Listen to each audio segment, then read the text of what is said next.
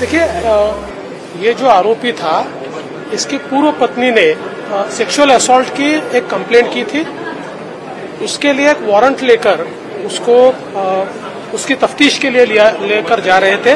उस समय उसने पुलिस की बंदूक छीनकर पुलिस के ऊपर गोली चलाई, हवा में गोली चलाई और अपने संरक्षण के लिए पुलिस ने उसके ऊपर गोली चलाई। उसको हॉस्पिटल में ले जाया गया और अभी ऑफिशियली डॉक्टर डिक्लेयर करेंगे, लेकिन जो प्राथमिक जानकारी आ रही है शायद मृत्यु हुई है।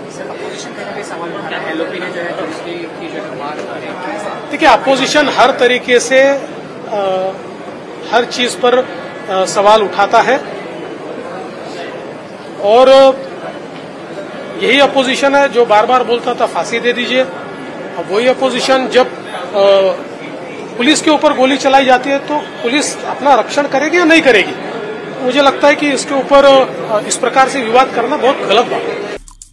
आमचे दिवसभरातले सर्व अपडेट्स, ताज्या घडामोडी आणि थेट लाईव्ह पाहण्यासाठी सबस्क्राइब करा, लाईक करा कोकणचं नंबर 1 महा चॅनल कोकण 7 लाईव्हचं YouTube चॅनल।